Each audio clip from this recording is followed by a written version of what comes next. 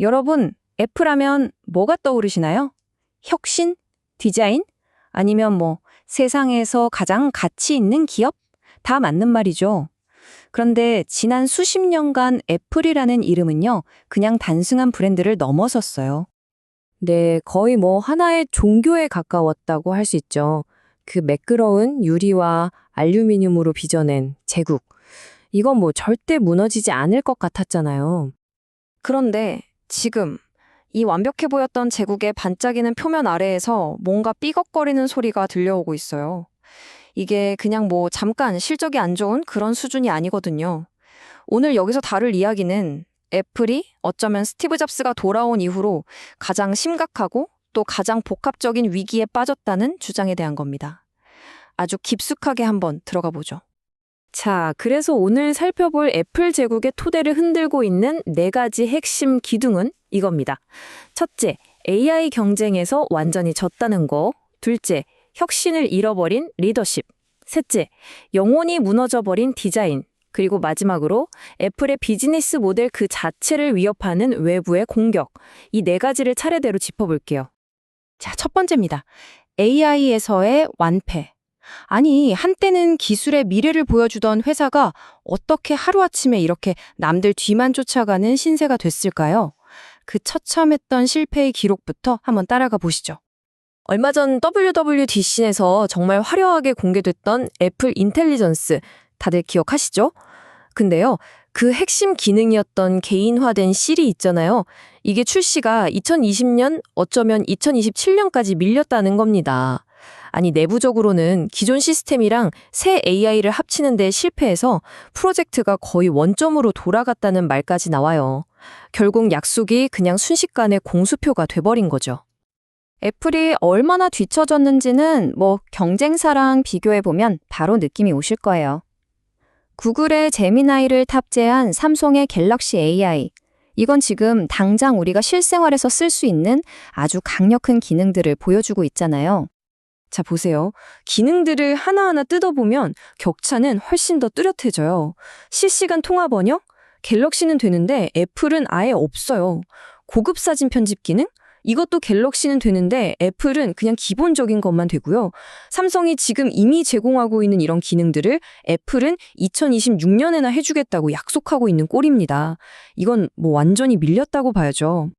이런 기술적인 실패는 결국 사람의 문제로 이어지죠. 지금 애플 AI 부서는요, 핵심 인재들이 줄줄이 빠져나가는 그야말로 두뇌 유출 사태를 겪고 있습니다.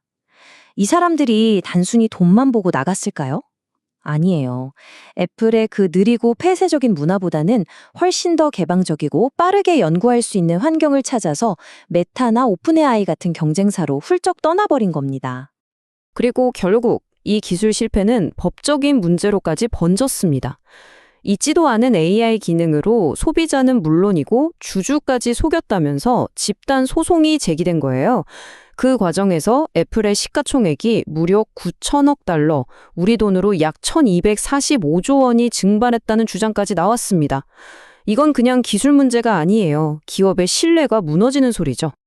자, 그럼 두 번째로 넘어가 볼까요? 리더십의 혁신 공백입니다.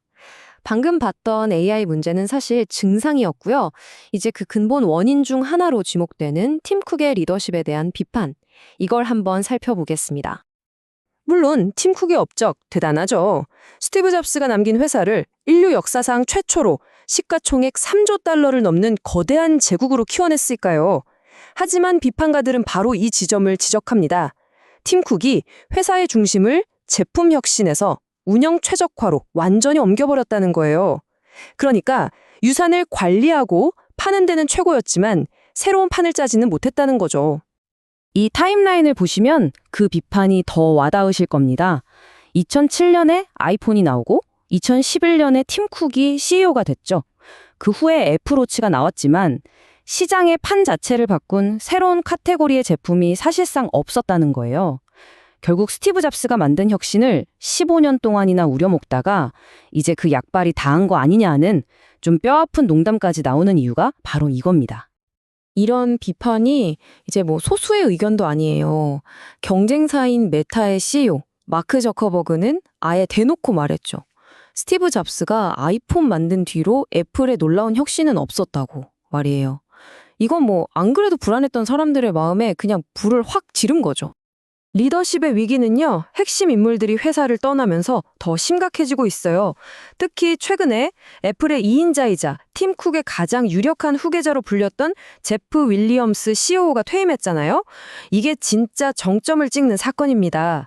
이건 그냥 임원 한 명이 나간 그런 수준이 아니고요. 애플의 최적화 시대가 공식적으로 끝났다는 걸 보여주는 상징적인 사건인 셈이죠. 자, 세 번째 기둥입니다.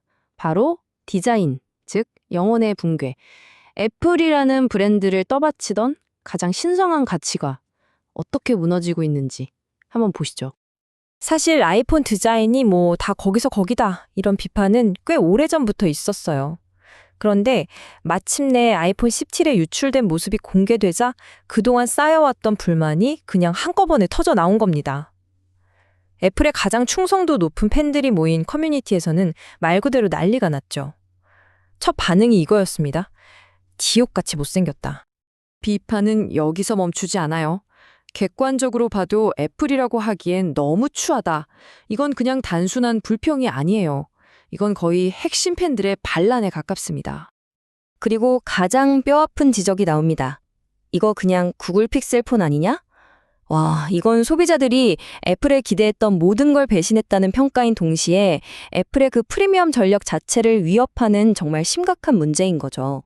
이 디자인 참사는요, 애플 내부에서 아주 근본적인 철학의 변화가 있었다는 걸 보여주는 증거입니다. 과거에는 디자인이 먼저였는데 이제는 엔지니어링이 먼저라 된 거죠. 딱 봐도 그렇잖아요. 아름다움보다는 어떻게든 더 큰 카메라 센서를 우겨넣기 위한 공학적인 편의를 우선한 것처럼 보이니까요. 그 결과 영혼은 사라지고 껍데기만 남은 제품이 나온 겁니다. 자, 이제 마지막 네 번째입니다. 포위된 정원. 문제가 안에서만 골고 있는 게 아니에요. 밖에서는 애플이 그동안 쌓아 올린 이 거대한 제국의 비즈니스 모델 자체를 무너뜨리려는 전방위적인 압박이 들어오고 있습니다. 지금 미국과 유럽의 규제 당국이 동시에 애플을 압박하고 있어요. 만약에 애플이 여기서 진다면요? 그동안 30%라는 엄청난 수수료를 받던 앱스토어 독점을 포기해야 하고요. 아이메시지나 애플페이 같은 핵심 서비스들도 경쟁자들에게 문을 열어줘야만 합니다. 이건 정말 엄청난 역설이죠. 고객들을 자신들의 생태계 안에 가둬두고 막대한 돈을 벌게 해줬던 그 담장 안의 정원이 이제는 전 세계 규제 당국의 제1 타겟이 되어버린 겁니다. 한때 애플의 가장 큰 강점이었던 것이 이제는 오히려 혁신을 가로막고 사방에서 공격을 유발하는 가장 큰 약점이 되어버린 거죠. 자, 정리를 해보자면 이렇습니다. 애플의 위기는 서로 긴밀하게 연결된 4개의 실패에서 비롯된 거예요. AI라는 기술적 실패는 비전 없는 리더십이라는 전략적 실패를 그대로 드러냈고, 이건 또 영혼을 잃은 디자인이라는 문화적 실패로 이어졌습니다. 그리고 이 모든 내부의 균열은 외부의 규제 압박이라는 실존적 위협 앞에서 애플을 그 어느 때보다도 취약하게 만들고 있는 겁니다. 이 모든 이야기는 결국 하나의 질문으로 이어집니다. 과거에 스티브 잡스는 파산 직전의 애플을 정말 급진적인 혁신으로 구해냈잖아요. 그렇다면 지금의 애플은 과연 이 낡아버린 제국을 스스로 허물고 새로운 미래를 만들 용기가 있을까요?